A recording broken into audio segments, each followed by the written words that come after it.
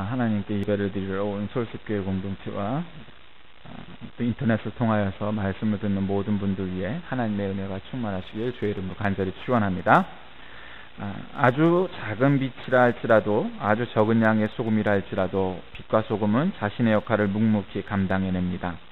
짙은 어둠을 온전히 환하게 밝히지 못할지라도 불빛을 찾아 헤매는 이들에게 커다란 등대와 같은 역할을 해내는 빛, 저마다의 맛을 뽐내는 식재료들 가운데서 그 맛을 뚜렷이 드러내지 않아도 어우러져 꼭 필요한 조화를 이루는 소금.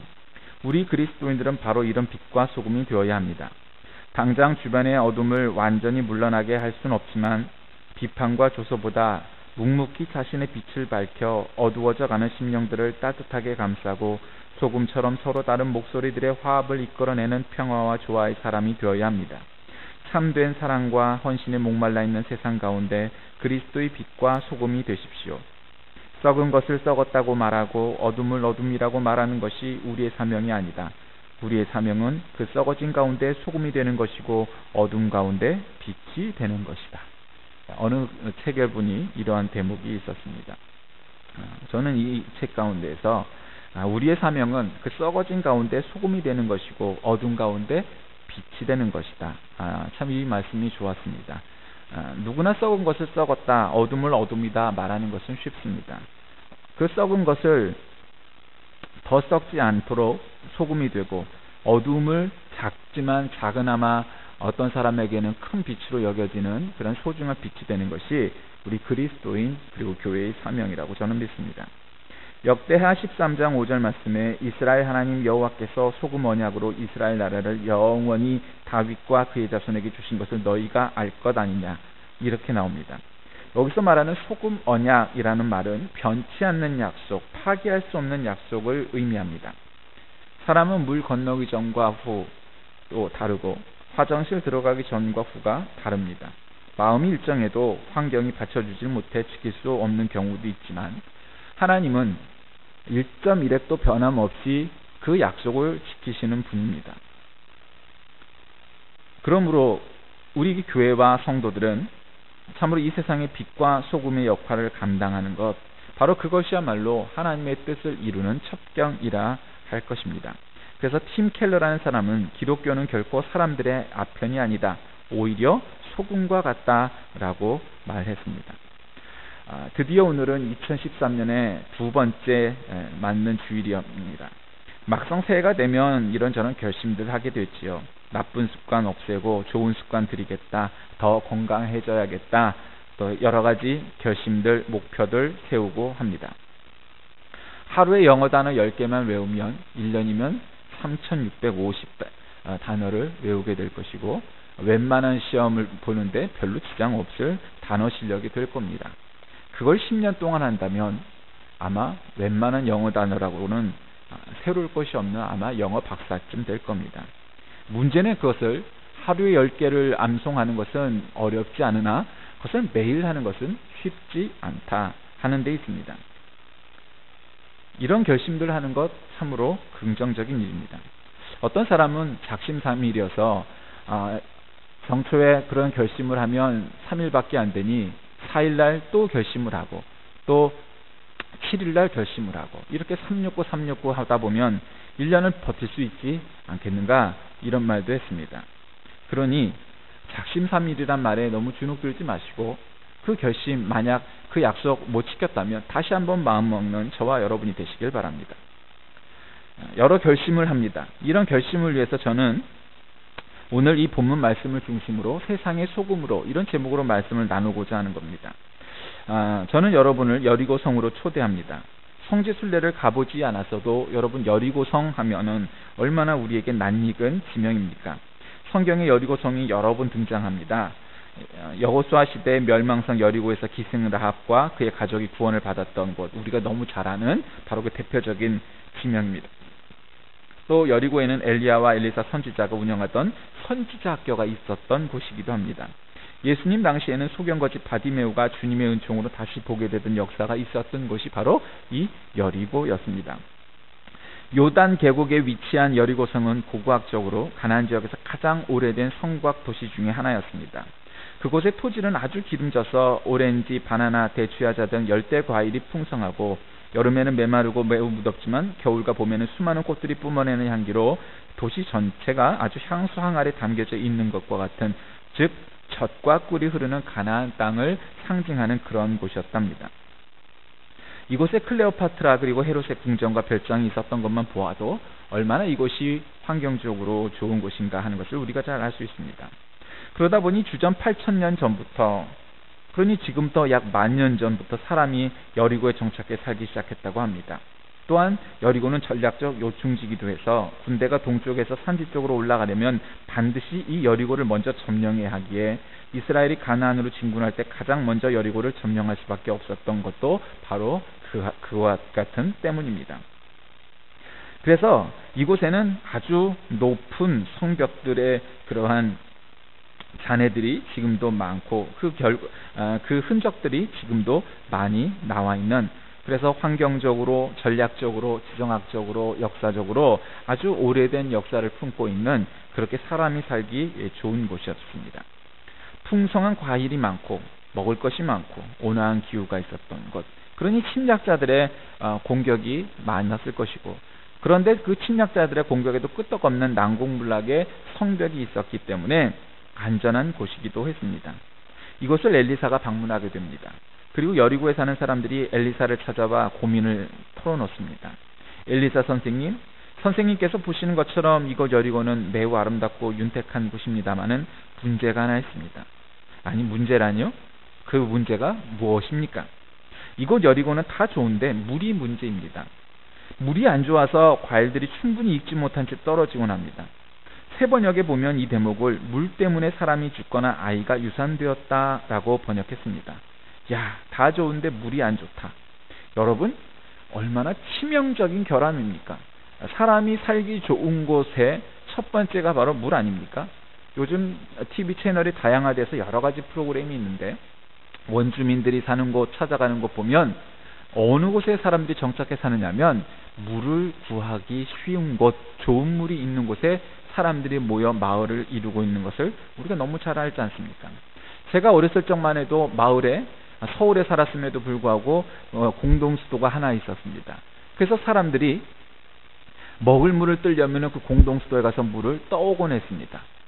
그리고 어떤 집에는 지하수가 우물이 있어서 그 우물을 떠먹곤 했지만 그때부터 이미 물이 안 좋아지기 시작을 하는 그런 경향도 있었습니다.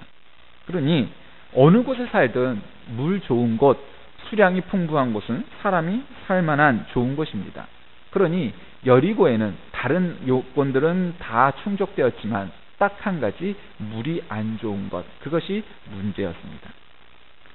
만일 여러분이 사는 곳의 상황이 그렇다면 어떻겠습니까? 서울의 한강물을 떠다가 페트병에 넣어서 공급을 하는데 그것을 아리수라고 이름을 지었죠. 그래서 이 서울 수돗물이 안전하다 해서 사람들이, 관료들이 그 물을 먹곤 합니다. 왜냐하면 안전하다 하는 것을 증명하려고 그러지 않습니까? 사람들에게 있어서 또 다른 생명에 있어서 물만큼 중요한 게 어디 있습니까? 생명을 살리는 것, 바로 그것은 물입니다. 그런데 그 마시는 물 말고도 또 우리가 다른 물을 압니다. 물이 좋네, 물이 흐려졌네, 하는 바로 그 물입니다. 분위기, 문화, 이런 것입니다. 그 동네 물이 좋아? 그러면 여러 가지 환경이나 사람들이, 좋은 사람들이 모인다, 이런 뜻으로 말하지 않습니까? 그 동네 물이 나빠? 그러면 그것이 무언가가 좋지 않다 하는 것이죠. 요즘 인터넷 문화가 얼마나 발달했는지, 그리고 이제 와이파이와 같은 것이 곳곳에 많이 생겼고, 아마 몇 년 못 가서, 제 생각엔 10년이 못 가서 2020년 안에는 우리나라 전국이 무선 인터넷을 전부 다 할 수 있는 그런 지역으로 변모되리라고 저는 짐작합니다. 그러니 여러분, 인터넷이라는 게 얼마나 대단합니까? 예전에 TV가 처음 나왔을 때 여러분 기억하십니까? 눈에 보이지 않는 전파를 통해 화면이 눈에 보이는 것, 그것도 어두침침한 흑백 TV로 보이는 것이 얼마나 신기했던 때가 있었습니까? 우리 동네에도 우리 집에 처음 TV가 들어왔습니다. 아주 난리 났었습니다. 그래서 TV 가게를 하기도 했습니다. TV를 보여주면서 돈을 받고 장사를 했었습니다. 근데 여러분 지금은 그 수준의 TV 갖고는 얘기가 안 되죠. 요즘은 스마트폰 하나에서도 그냥 동영상이 그냥 잘잘잘 나고 HD급으로 그렇게 나오곤 하는 것이 현실입니다. 그런데 문제는 그러한 유용한 디지털 매체들, 인터넷 매체들이 좋은 곳에만 쓰이면 되지만 그렇지 않아서 어른들과 또 청소년 어린이에 이르기까지 좋지 못한 물의 분위기에 흐려져서 여러 가지 나쁜 퇴폐 문화 또 중독 문화가 점점 이 나라에 침착되어 가고 있는 그러한 것에 문제가 있어서 요즘 이런 인터넷 문화가 청소년들의 환경을 흐리는 그러한 물을 흐리고 있다, 이런 표현을 하곤 하지 않습니까? 그 옛날 여리고성의 나쁜 물은 당장 먹고 사는 음식 문제를 위협하고 또 생명을 위협했지만 오늘날 우리 사회, 우리 문화의 물은 사회와 인간 전체를 위협하고 있는 물입니다.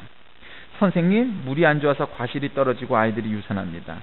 그 옛날 여리고성의 비명이 혹 오늘날 이 시대를 살아가고 있는 우리의 비명이 아닌지 모르겠습니다. 여리고 백성들의 탄식을 들은 엘리사가 사람들에게 말합니다. 새 그릇에 소금을 담아 내게로 가져오라.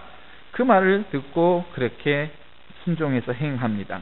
그러자 물의 근원 되는 곳에 그 물을 소금을 뿌리니 이후로는 그 물이 단물, 깨끗한 물 되어서 그로부터 여리고의 물이 아주 깨끗해지고 유산하는 일 더 이상 생기지 않고 곡식과 과일들도 잘 열매 맺는 생명의 물로 변화되었다. 오늘 성경에는 그렇게 기록하고 있습니다. 우리는 여기서 두 가지를 눈여겨봐야 합니다. 먼저 엘리사가 요구한 그릇입니다. 엘리사는 한 번도 써보지 않은 새 그릇을 요구했습니다. 여러분, 새 그릇이란 다른 용도로 사용되지 않은 그릇, 더럽혀지지 않은 그릇입니다. 오직 구별된 그릇, 처음 하나님의 일에 쓰여지는 그릇입니다. 백지 상태의 그릇. 새 그릇을 굳이 오늘날 우리가 처한 상황과 연계해서 표현해 본다면 무엇이겠습니까? 여러 가지 장소나 물건이 될 수도 있겠죠.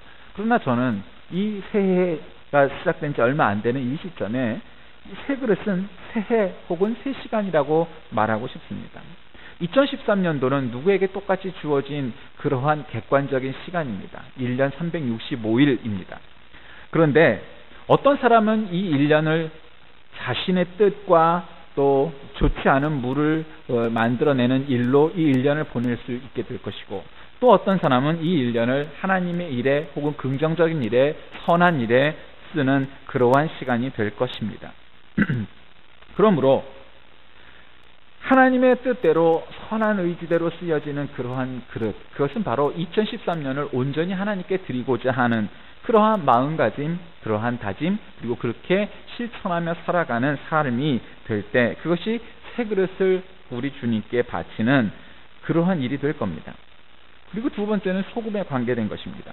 엘리사가 물에 소금을 뿌렸다 했는데 구약에서 소금은 하나님의 언약을 의미합니다. 레위기 2장 13절 말씀에 이렇게 나옵니다. 내 모든 소제물에 소금을 치라. 내 하나님의 언약의 소금을 내 소제에 빼지 못할지니 내 모든 예물에 소금을 드릴지니라.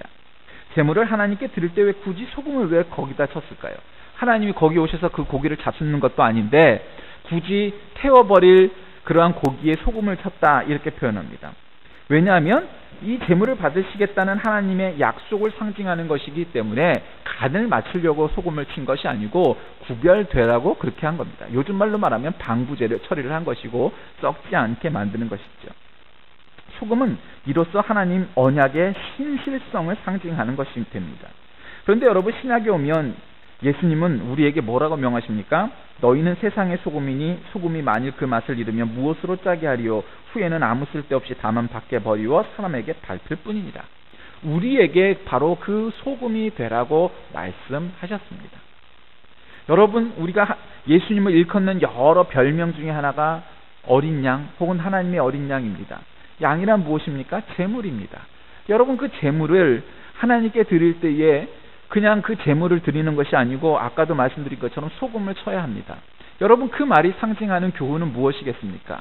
물론 이것은 좀 더 확장된 의미이지만 예수 그리스도로 불충분하다는 의미가 아니라 예수님이라는 그 어린 양에 소금이라는 우리가 채워져서 소금을 뿌려서 우리가 소금의 역할을 감당할 때 온전한 재물이 될 수 있다는 사실을 여러분 기억하시기 바랍니다. 물론 눈으로 볼 땐 그 재물만이 보이고 소금은 보이지 않습니다. 그러나 분명한 것은 하나님께 드리는 재물에 소금이 뿌리워져 있는 것이 구약의 전통이었고, 그렇게 하는 것이 율법을 지키는 것이었다면, 오늘날 우리가 사는 삶 가운데 그리스도께서 우리의 삶의 중심이 되시고 우리 사는 방식의 그 목표와 목적, 비전, 그 모든 가치의 중심이 되신다면, 우리가 거기에 소금을 더하여 예수 그리스도라는 그 진리에 소금을 더하여 그 소금을 보존하고 그 재물을 보존하고 말씀을 보존하는 것이 바로 우리의 사명이다. 이러한 의미로 우리에게 주는 교훈의 말씀입니다. 자, 이 두 가지 새 그릇과 소금을 엮으면 이런 이야기가 또 되기도 합니다. 한 번도 쓰지 않은 새 그릇에 소금을 담아 물의 근원에 뿌리자 물이 깨끗해졌다. 자, 물에 소금을 뿌리면 소금은 물 속에 녹아집니다. 그렇게 녹아짐으로 물이 깨끗해진 것입니다. 엘리사 시대의 여리고성의 물은 이런 방법으로 생명의 물로 변하게 됩니다. 새 그릇이 새로운 시간, 새로운 때를 상징하고 소금이 하나님의 언약의 신실성을 상징한다고 말씀드렸습니다. 그런데 우리 주님은 우리들을 가리켜 소금이다라고 하셨다고 그랬습니다. 이 이야기들 종합하면 즉 이런 겁니다. 한 번도 살아보지 아니한 새해라는 이 새 그릇에 세상의 소금인 너희들이 너희들을 통하여 이 땅을 살리시겠다 하는 하나님의 신실한 약속이 새해를 맞는 우리에게 주어진 하나님의 약속이다라는 것입니다. 이제 우리는 죽음의 물과 같은 우리 시대 속에 던져져 그 물 속에 녹아들고 그 물을 생명의 물로 바꾸는 바로 그와 같은 삶을 사는 것이 우리의 사명이다라는 것입니다. 여러분이 식구들보다 더 많은 시간을 함께 지내는 직장 동료 혹은 학교 친구, 그 사람들과 얼마나 많은 시간을 지냅니까? 그런데 거기서 공부만 더 잘하고 혹은 돈을 더 많이 버는 것으로 끝난다면 여러분, 그것은 마땅하고 옳은 일이 아닐 겁니다. 우리가 지내고 있는 그 직장에서 혹은 학교에서 내가 진정한 소금의 삶을 살고 있는가 하는 것을 우리 스스로 자문하고 자답해야 할 것입니다. 우리의 상황에 속해 있는 상황들이 전부 같지 않습니다. 그러므로 우리는 일률적으로 표현할 수 없습니다. 때가 다를 수도 있고 상황이 안 맞을 수도 있습니다. 그러나 어떠한 경우에도 분명한 것은 바로 이것입니다. 여러분이 바로 속해 있는 가정, 학교, 직장, 모든 공동체 가운데 그것을 살려내는 존재가 바로 여러분이어야 한다는 사실은 변함없다라는 겁니다. 왜냐하면 하나님의 약속인 소금이 바로 여러분이기 때문입니다. 여러분이 세상에 녹아져서 그 세상을 생명의 물로 바뀌게 하는 것이 바로 저와 여러분 모두의 사명이라는 것입니다. 해마다 명절이 되면 충남 서산 일대 사는 독거노인들, 홀로 어르신들 앞에 천일염 30kg 포대가 놓여지곤 했습니다. 무려 13년째나 그랬습니다. 아무도 누가 그리 했는지 알지 못했습니다. 지난해 범인이 잡혔습니다. 나 혼자 소금을 나르다 보니 힘이 들어 이제 읍사무소에 맡길랍니다. 스스로 트럭에 소금을 싣고 읍사무소에 나타난 사람은 50세 된 강경환 씨였답니다. 그는 서산에서 부영염전이라는 소금밭을 짓는 소금장수입니다. 그런데 그에게는 두 손이 없습니다. 게다가 7년 전까지만 해도 기초생활 수급자였습니다. 자기 앞가림하기도 바쁠 것 같은 사람이 그렇게 집집마다 독거노인들 앞에 소금을 한 포대씩 놓아주는 선행을 그것도 남몰래 행해왔던 것입니다. 강경환 씨는 13살 때 갯벌에 떠내려온 발목지를 잘못 건드려서 두 손을 잃어버렸답니다. 감수성 예민한 나이다 보니 남 시선이 부끄러워 중학교도 가지 못했습니다. 3년간 집 밖에는 나가지도 않았고 대소변을 어머니가 받아주며 살았습니다. 삶을 포기했던 겁니다. 그리고 17살 정도가 되면서는 술로 그때부터 살았답니다. 그러다가 우연한 기회에 간증을 듣게 됩니다. 두 팔과 다리 하나가 없는 전근자라는 분이 교회에서 간증하는 것을 듣고 저런 사람도 사는데 그에 비하면 나는 양반 아닌가? 그때부터 작심하고 염전 일을 하기 시작했답니다. 교회에 다니면서 좋은 배필도 만나 결혼도 했습니다. 건강한 사람도 하기 어려운 일이다 보니 하루 2시간씩만 자고서 일에 매달렸답니다. 그는 지금도 부자는 아니랍니다. 모든 것 제하고 1년 순수익이 1,800만 원 정도에 불과합니다. 거기에 매년 200만 원에서 400만 원을 남을 위해 떼어 놓았던 것입니다. 저는 강경화 씨 같은 분이 바로 세상 속으로 들어간 소금이라고 생각합니다. 자기도 먹고 살기 힘든데 다른 사람을 위해서 나누어 주는 것, 그것은 꼭 부자여야만 가능한 일은 아닌 것입니다. 여러분, 소금은 우리의 삶의 생명의 요소 중에 하나입니다. 똑같은 소금도 대상에 따라 효과는 완전히 달라지지 않습니까? 미역에 여러분 소금을 뿌려보셨습니까? 그러면 미역은 팔팔하게 살아납니다. 배추에 뿌리면 여러분 어떻게 됩니까? 그 배추에 숨이 죽어 시들시들해져 버립니다. 인생도 그렇지 않겠습니까? 어떤 사람에게는 인생이, 또 어떤 사람에게는 2013년도가 참으로 시들시들한 삶, 시들시들한 한 해가 될 수도 있을 것이고, 또 어떤 사람들에게는 참으로 즐겁고 팔팔하게 살아나는 그러한 삶이 될 수도 있을 겁니다. 너희는 세상의 소금이다. 소금이 짠맛을 잃으면 무엇으로 그 짠맛을 되찾게 하겠느냐? 짠맛을 잃은 사람은 아무데도 쓸데가 없어 바깥에 내버려서 사람들이 짓밟을 뿐이다. 너희는 세상의 빛이다. 산 위에 세운 마울은 숨길 수 없다. 또 사람이 등불을 켜서 말 아래다 내려놓지 아니하고 등경 위에다 놓아둔다. 그래야 등불이 집안에 있는 모든 사람에게 환히 비친다. 아까 읽었던 마태복음 5장에 나오는 바로 그 빛과 소금에 관한 이야기입니다. 사랑하는 교우 여러분, 세상의 소금으로 사는 것은 그다지 쉽지 않은 일일 수 있습니다. 우리가 세상을 변화시키기에 역부족이다 이렇게 생각하는 것도 당연합니다. 내가 가진 것, 내가 가진 능력, 그것이 얼마나 대단할까. 그러나 여러분, 우리는 우리의 보잘것 없어 보이는 힘과 능력으로 세상의 작은 부분들을 감당하여 소금의 역할을 감당한다면 이 세상이 썩지 아니하게 될 것입니다. 그러나 나 같은 보잘것없는 사람이 뭐 그 대단한 일을 시작할까라고 생각한다면 이 세상은 점점 썩어져 가게 될 것입니다. 2013년 새해가 밝았습니다. 수많은 계획들이 있습니다. 여러분, 그 주 안에서 다 이루어지시기를 바랍니다. 기왕이면 그곳에 하나님의 소원도 이루어지는 한 해가 되기를 축원합니다. 여러분의 가정, 여러분의 직장, 여러분의 학교, 여러분이 속해 있는 모든 공동체마다 여러분이 죽음을 생명으로 바꾸는데 그 사명을 감당하는 소금이 되시길 바랍니다. 세상을 소금으로 변화시키는 능력, 세상의 소금으로 사는 삶, 바로 그것이 우리 하나님께서 우리에게 주신 사명이고 하나님께서 우리에게 주신 우리가 인생을 살아가야 할 이유이기 때문입니다. 세상의 소금으로 살아가는 이 사명 올 한 해 잘 감당하셔서 하나님께 칭찬받는 저와 여러분 다 되시길 주의 이름으로 간절히 축원드립니다. 기도하겠습니다. 살아계신 하나님, 세상의 소금으로 살아가라 말씀하신 그 명령 지키며 살아가길 원합니다.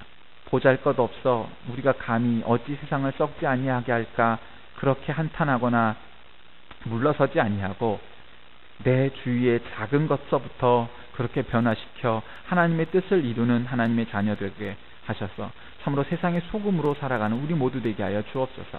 그래야 2013년도는 그러한 해가 되게 하시고 미래에는 더욱더 하나님의 뜻이 이 땅에 이루어지는 하나님의 나라가 이루어지게 하소서.